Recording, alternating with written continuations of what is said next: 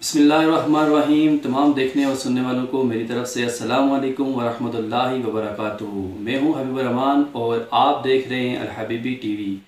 नाज़रीन, हदीस शरीफ का मफ़हूम है कि बरोज़ महशर अल्लाह ताला इंसान को अपने हुजूर खड़ा करने के बाद तब तक हटने नहीं देगा कि जब तक कि उससे 5 सवालात नहीं पूछ लेता। उनमें से पहला सवाल उसकी उम्र के बारे में पूछा जाएगा कि अपनी उम्र कहाँ गुजारी। दूसरा सवाल उसकी जवानी के बारे में पूछा जाएगा, कहाँ गुजारी, कहाँ ज़ाया करके आया। तीसरा सवाल उसके माल के बारे में पूछा जाएगा, कहाँ से कमाया। और चौथा सवाल कि जो उसने माल कमाया था वो किन कामों में खर्च किया, कहाँ पे खर्च करके आया है। और पांचवा सवाल उसके इल्म व अमल के बारे में पूछा जाएगा कि यकीनन जो उसने इल्म हासिल किया उसके मुताबिक उसने अमल किया या नहीं किया। आज का हमारा टॉपिक नौजवानों के बारे में है और इंसान से पूछे जाने वाला जो अल्लाह ताला की तरफ से दूसरा सवाल है कि इंसान ने अपनी जवानी किन कामों में गुजारी, किन कामों में वो ज़ाया करके आया। क्या वो दीन की लगन में रहा, दीन की खिदमत करता रहा, तबलीग में रहा, या फिर रात भर सड़कों में आवारागर्दी करता रहा, अल्लाह और उसके रसूल की खुशनुदी हासिल करने के लिए गुजारी, या फिर दुनियावी रंग में मस्त रहा और नशे तमाशों में मुब्तला रहा। आज मेरे साथ मौजूद हैं खित्ता कौसार की एक अजीम शख्सियत, नौजवानों के दिलों की धड़कन, और नौजवानों के कसीर तादाद इनको फॉलो करती है, इनको अपना आइडियल मानती है। मेरे साथ मौजूद हैं पाकिस्तान सुन्नी तहरीक तहसील मरी के जनरल सेक्रेटरी मोहतरम रहील खान कादरी साहब। मैं आपको अपने प्रोग्राम में वेलकम करता हूँ। सबसे पहले मुझे बताएं रहील भाई कि किस तरीके से छोटी सी उम्र में अपने आप को नेगेटिव एक्टिविटीज़ से बचाए रखना और दीन की तरफ अपने आप को गामज़न रखना, ये किस तरह मुमकिन हो सकता है। औज़ुबिल्लाहिमिनश्शैतानिर्रजीम, बिस्मिल्लाहिर्रहमानिर्रहीम। सबसे पहले तो मैं आपका शुक्रिया अदा करता हूँ कि आपने मेरे लिए वक्त निकाला और मुझ बंदा नाचीज़ से इतने अहम जो इशू हैं उन पर बात करने की कोशिश की और आप मेरे पास तशरीफ़ ले आए। मैं आपका शुक्रिया अदा करता हूँ।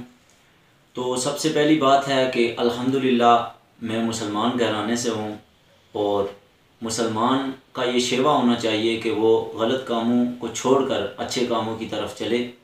तो अल्हम्दुलिल्लाह मैंने भी गलत कामों को, यानी जो माशरे में बुरे काम हैं, उनसे इज्तनाब किया और उसके इज्तनाब करने में मेरा कोई किरदार नहीं, बल्कि अल्लाह और अल्लाह के रसूल का करम है मुझ पर कि अल्लाह और अल्लाह का रसूल मुझसे अच्छे काम और दीन के काम में जो है मुझे उन्होंने चुन लिया है।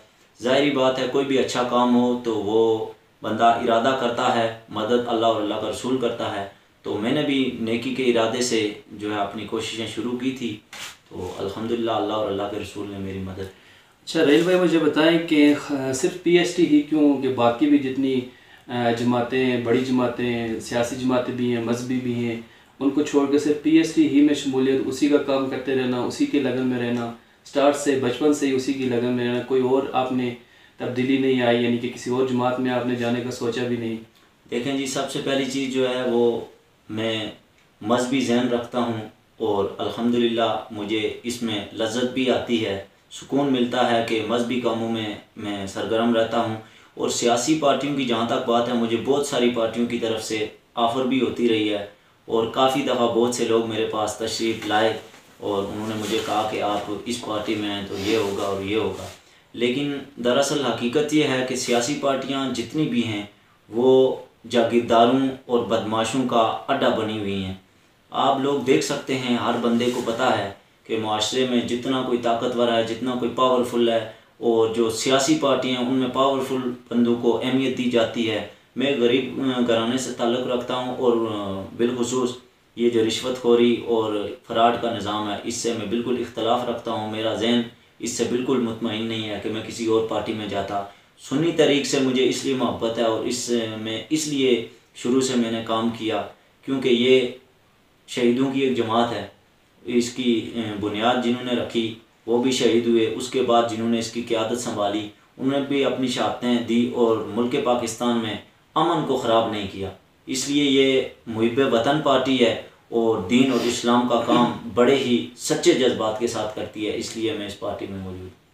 अच्छा रहील भाई, मुझे बताएं कि मैंने अक्सर देखा है आप हर किस्म का खतरा मोल लेते हैं।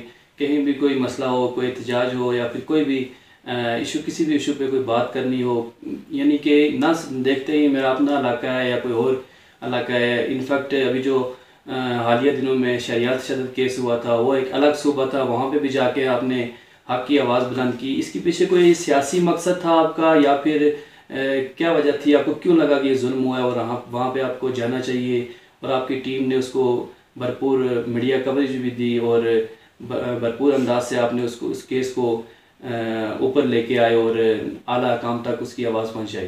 देखें जी, एक बात वाज़ेह है कि जो अल्लाह और अल्लाह के रसूल के अहकामात से डरता है और अल्लाह से डरता है, वो यकीनन किसी से नहीं डरता। इसलिए मैं अल्लाह से डरता हूँ, मुझे और किसी चीज़ का कोई खौफ नहीं होता और ना किसी से डरता हूँ।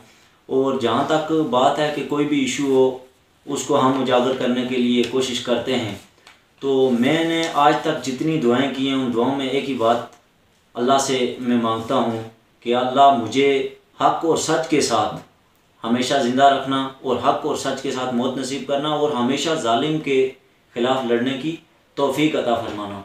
तो मुझे यकीन है कि मेरी वो दुआएं कबूल होती हैं कि मैं हमेशा हर जालिम के खिलाफ मैदान में आ जाता हूँ, ना कि मुझे किसी सियासी असर रसूख की ज़रूरत होती है, क्योंकि मैं सच्चाई के लिए निकलता हूँ, हक़ के लिए निकलता हूँ, और जो हक़ के लिए निकलते हैं मेरे ख़्याल में उसे सिवाय अल्लाह के और किसी की ज़रूरत नहीं होती, क्योंकि हक़ वालों के साथ और सच वालों के साथ हमेशा अल्लाह होता है। जी बिल्कुल। और प्रोग्राम के स्टार्ट में जो मैंने बात की थी कि नौजवानों के हवाले से, और जो क़यामत के दिन बरोज़ महशर पूछे जाने वाले जो सवाल हैं अल्लाह पाक की तरफ से, उसके बारे में आप क्या कहना चाहते हैं कि जो आजकल हमारे जो नौजवान जो बेरा रवि का शिकार है, नेगेटिव एक्टिविटीज़ में मुब्तला है, और क्या पैगाम देना चाहें? हमारा क्या किरदार होना चाहिए और नौजवानों का क्या किरदार होना चाहिए बिलखुसूस इस माशरे के को बनाने में, बजाय कि जो नौजवान इस माशरे को बिगाड़ रहे हैं उनके लिए आप क्या पैगाम देना चाहते हैं? देखें जी, अब जितने सबसे पहले तो घर से तरबियत होती है इंसान की, और उस तरबियत का बड़ा रोल होता है इंसान की ज़िंदगी में। तो सबसे पहले तरबियत में एक अहम चीज़ जो मैं आपको बताना चाहता हूँ कि रिज़्क़े हिलाल जो है वो बहुत ज़रूरी है।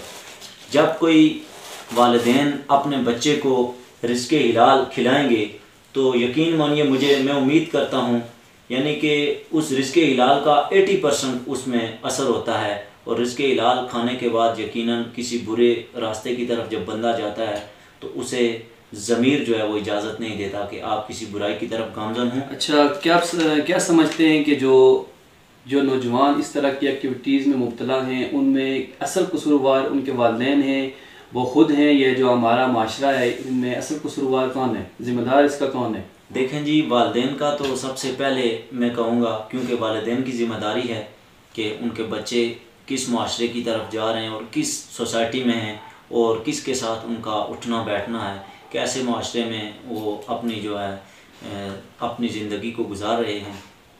तो सबसे पहले तो वालिदैन, क्योंकि वालिदैन की तरबियत से आगाज़ होता है ज़िंदगी का।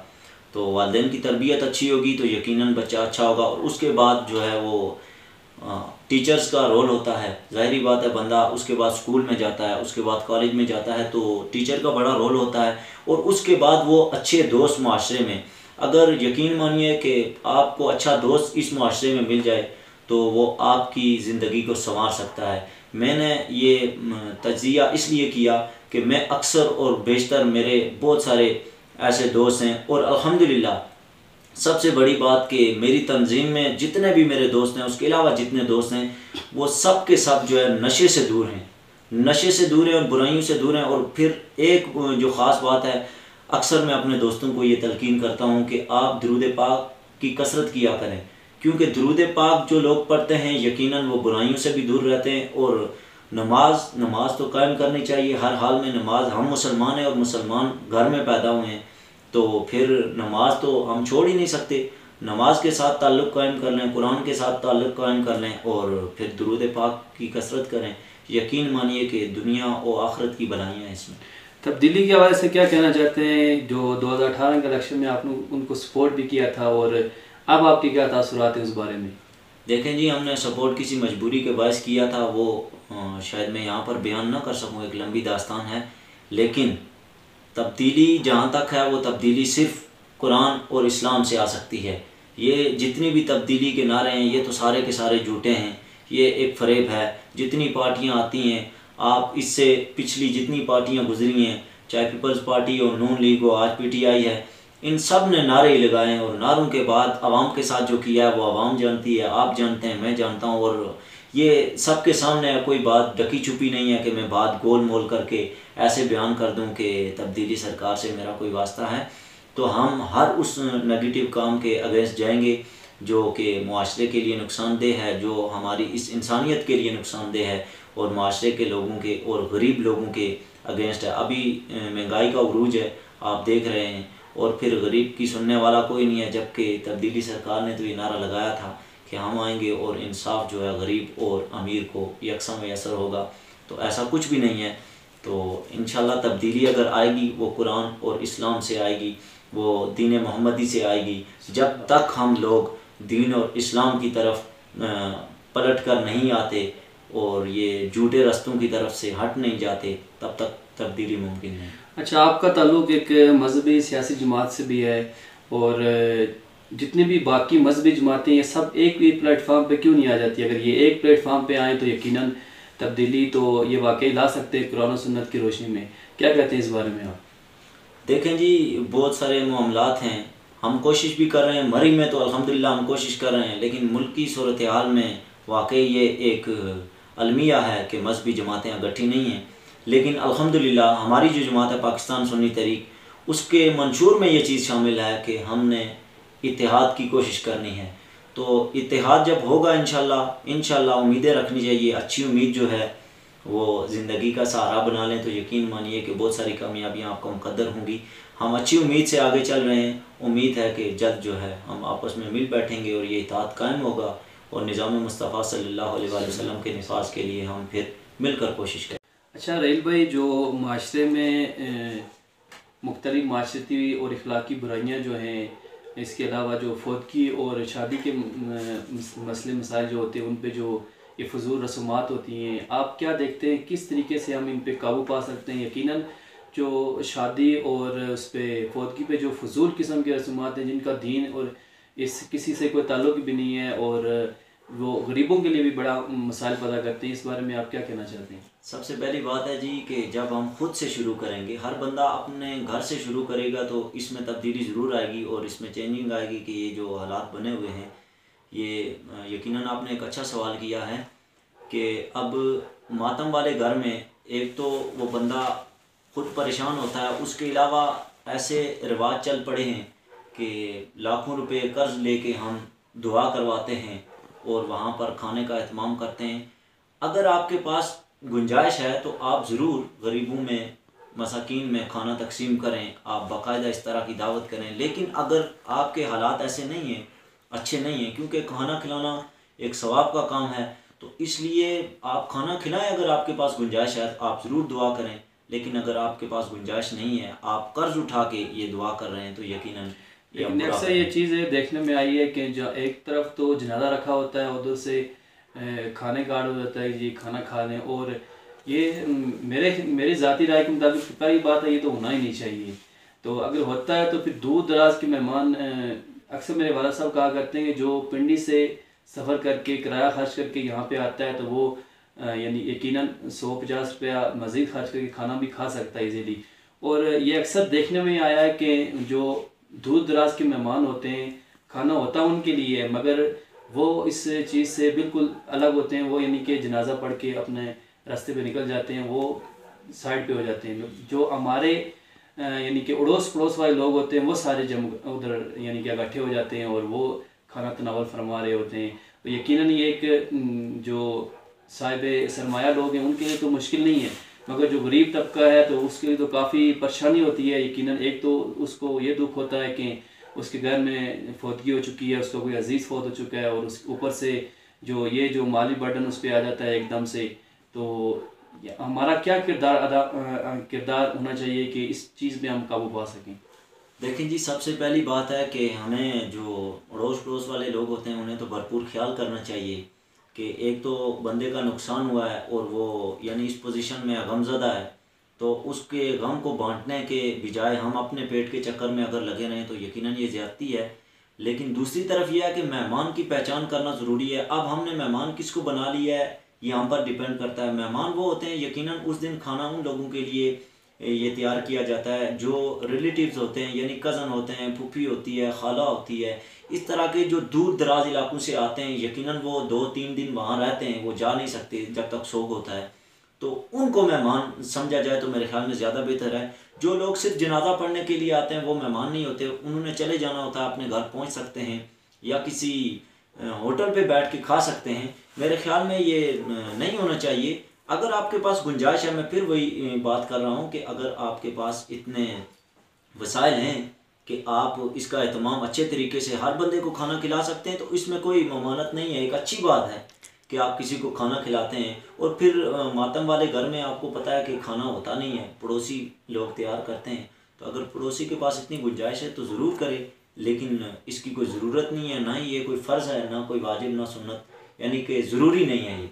अगर आप करते हैं, आपके पास गुंजाइश है तो आप बेशक करें, लेकिन मेरे ख्याल में अगर कोई गरीब है जिस पे ये बोझ पड़ता है तो वो इसको ना करे। अच्छा, आखिर में मुझे ये बात बताएं कि जो नौजवानों के नाम आपको कोई पैगाम देना चाहते हैं कि वो नौजवान किस तरह, क्या किरदार उनको अदा करना चाहिए कि वो एक मिसाली माशरा बना सकें और ख़ुद को भी एक मिसाली नौजवान के तौर पे साबित कर सकें। क्या कहते हैं इस बारे में आप? नौजवानों को मेरी तरफ से एक ही पैगाम है। सबसे पहले ये है कि दुरूद पाक की कसरत किया करें, ये इंसान को बड़ा दिलेर करता है। और उसके बाद इल्म हासिल करें और हर बुरे रास्ते से बचने की कोशिश करें। इसी में भलाई है, इसी में फलाह है।